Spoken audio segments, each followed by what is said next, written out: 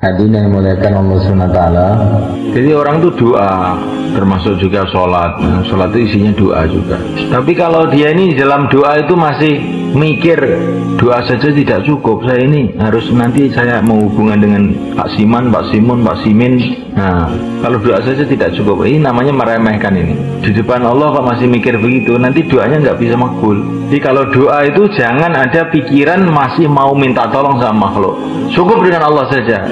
Saya ini makhluk, nggak ada yang bisa nolong saya itu. Allah saja yang bisa nolong.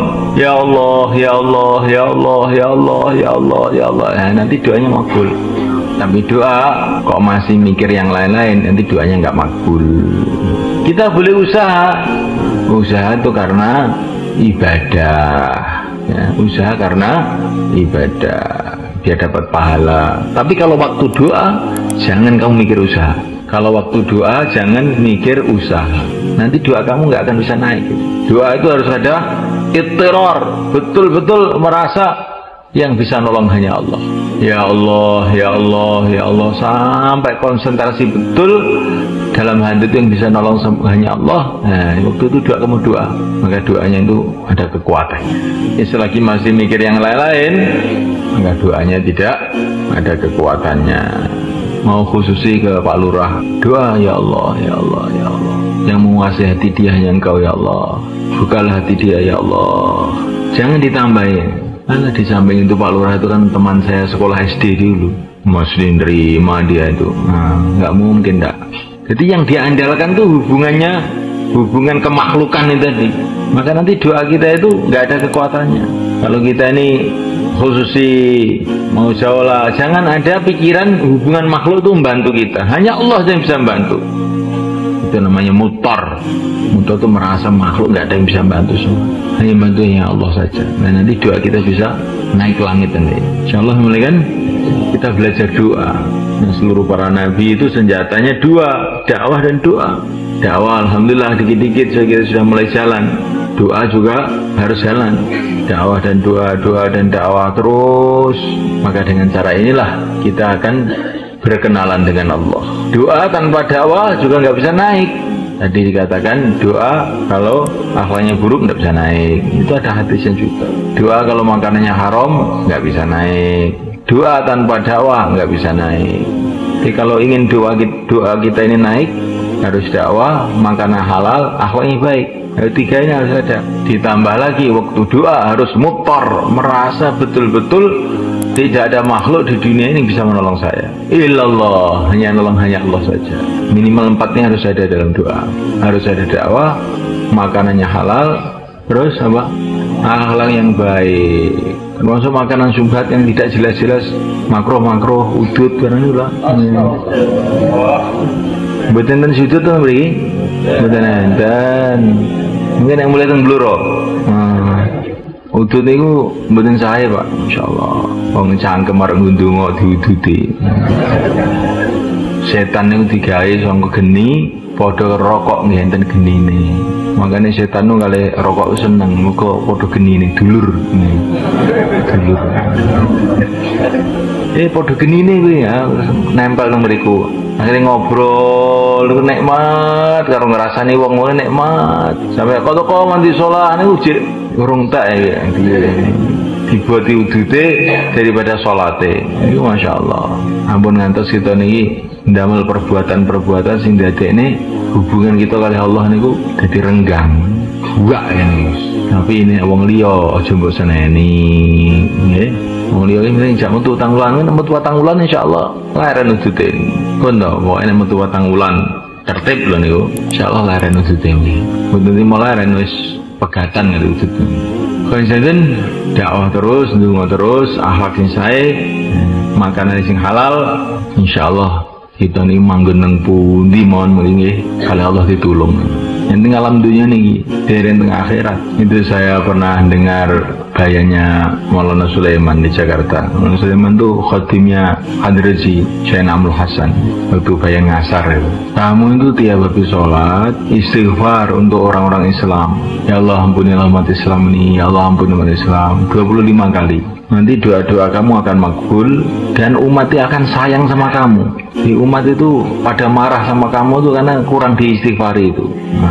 Nah kalau umat itu sayang sama kita kan dakwah mudah tuh Pak. Nah kalau orang-orang pada marah kan dakwah kan susah nanti. Kenapa pada marah? Karena itu kurang istighfar kita untuk mereka. Ya Allah ampunilah umat Islam, ya Allah ampunilah umat Islam 25 kali atau 27 kali. Nanti terus ya Allah ampunilah orang masjid saya 25 kali lagi.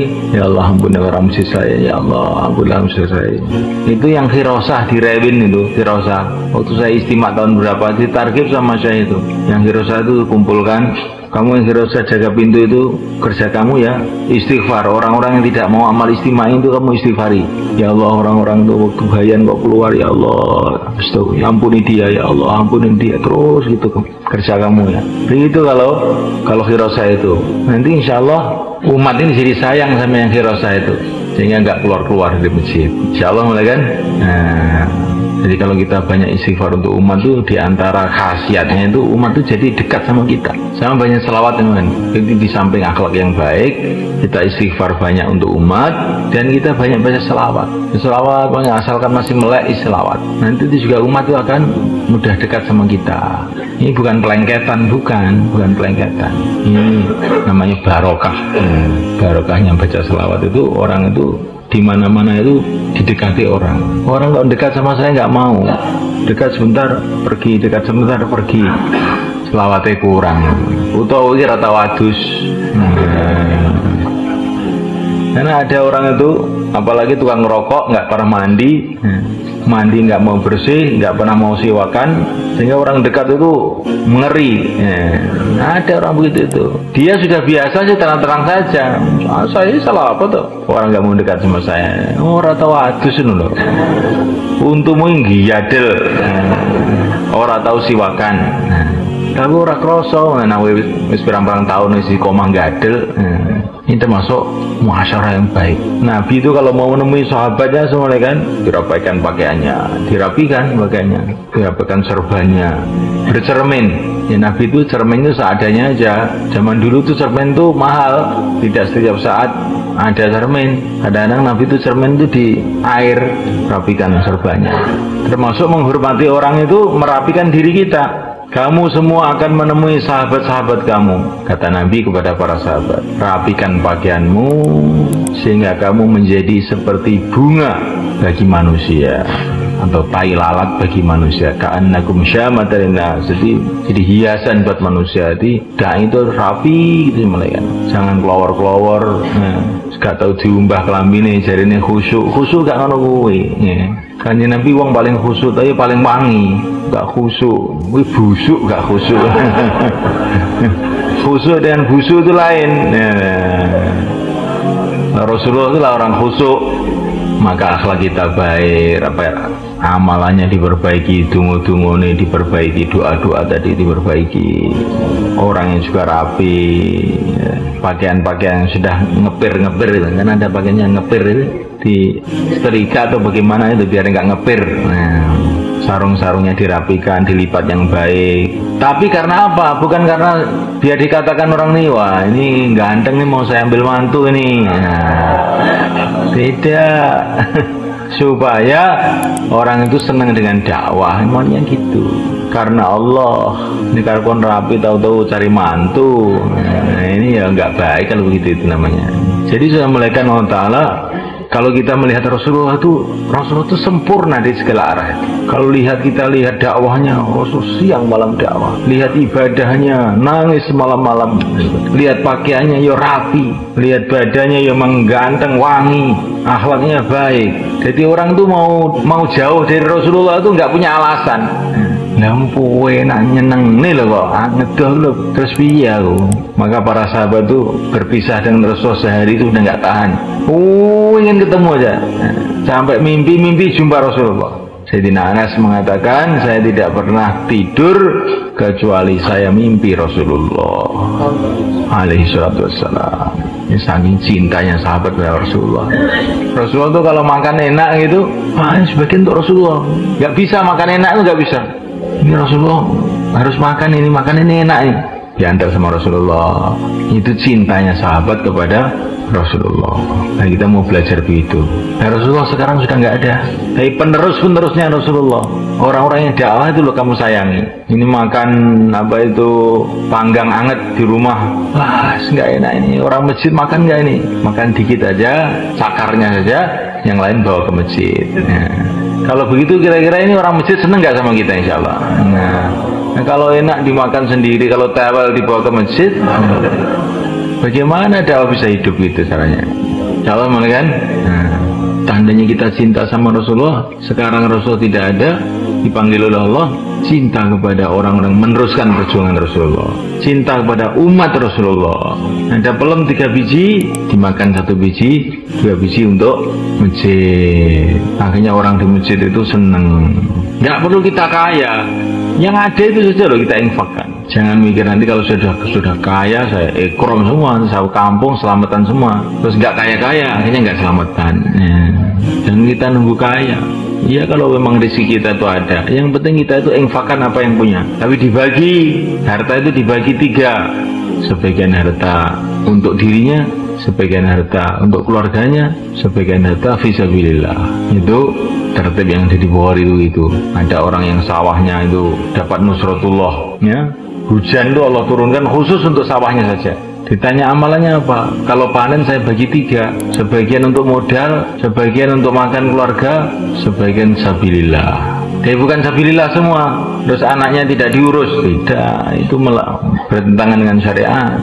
Sepertiga untuk modal, sepertiga untuk keluarga, sepertiga untuk sabilillah. Itu nih sawahnya barokah. Waktu kita bagi 3 juga, 8 jam untuk masjid, 8 jam untuk keluarga, 8 jam untuk istirahat. Insya Allah mulai kan? Insya Allah. 8 jam untuk masjid itu bagaimana? Sebelum subuh sudah datang ke masjid, tahajud sampai isyraq, ngasar, isya, 8 jam. Ini kan tidak sulit teman kan? Itu sudah biasa sebetulnya itu. Wong itu memang waktu kita nganggur itu begitu. Asar sampai isya, jam 4 teko isyraq. Ini pun 8 jam. Dendina ngoten niku, insya Allah meningkat amalannya. Terus yang seperti 8 niku nggo urusan keluarga, urusan sawah, urusan toko, urusan pasar, nyebut gawe gitu ya. Tapi nyambut gawe ini niate ben urip agama ning sawah, urip agama ning pasar. Akhirnya jadi perjuangan kita ibadah. Terus 8 jam kangge istirahat. Jadi jane bagi telu niku wong cek enak jane nek saged niku istirahatnya dikurangi 6 jam. Boten sah 8 jam, turun niku aja 8 jam, 6 jam mawon. Cara saya Yusuf malah turun niku 4 jam. Nek boten kuat 6 jam lah. Lah sing 2 jam niki kangge agami malih. Insyaallah kita lihat insyaallah. Jadi bagi waktu telu niki mboten angel. Kangge sedaya tiyang mboten angel. Cuman niku lho wong niku nggojeki istiqomahe lho. Kadang-kadang ki kumatan ya, kadang kumat ya, kumat ya terus. Nah kita niku pengen istiqomah. Insyaallah. Insyaallah. Istiqomah. Mun jadi seperti saniki sampean mudzakarah nek sampean bagi waktu itu seperti saniki. Niki lho terutama sing khidmat, sing wabsi niku bagi waktu sepertiga itu saged mboten. Orang itu tambah tua itu tidurnya sedikit cukup. Kalau bayi itu tidur, ya bayi masih kecil ya, itu. Tapi nanti tambah besar, orang itu tidur sedikit cukup. Kalau masih muda-muda itu mungkin 8 jam, ya minta. Kalau yang sudah tua-tua itu 4 jam cukup. Nah kalau kamu tidur itu baca tasbih Fatimah, Subhanallah 33, Alhamdulillah 33, Allah Akbar 34. Nanti itu tidur sebentar saja cukup. Tapi kalau kamu itu nggak baca, sudah tidur lama tuh perasaannya kurang aja. Artinya waktu bayan tidur, waktu taklim tidur, waktu apa aja tidur, selain waktu makan. Nah waktu makan mulai gitu. Tasbih Fatimah itu penting karena kita ini waktunya pendek, programnya banyak. Nah kalau Allah tidak kasih kekuatan kita itu mesti teler itu. Nah itu supaya nggak teler itu tasbih Fatimah itu. Insya Allah kita niatkan mulai kan. Jadi jangan orang dakwah itu glosar turu, bukan. Tidur itu memang satu amalan ya, tidur mapan yang baik, baca-baca yang baik, terus tidur gitu. Jangan sambil baca sambil sak tidurnya, enggak begitu. Terus tidur di apa tuh gancek masjid itu kalau malam istimewa itu beda karo ngelamun setidur, enggak begitu. Tidur itu pokoknya ya niat tidur memang ikut sunnah dan nanti insya Allah itu barokah tidurnya enggak terlalu lama, sudah cukup seger. Insya Allah kita niat mulai kan? Masya Allah. Dai itu harus seger mulai kan. Kalau dai itu loyo gimana bisa dakwah? Khususi dengan loyo yang dikhusus saja sudah lihat sudah males. Harus seger. Supaya seger itu jaga amalan. Insya Allah kita niat.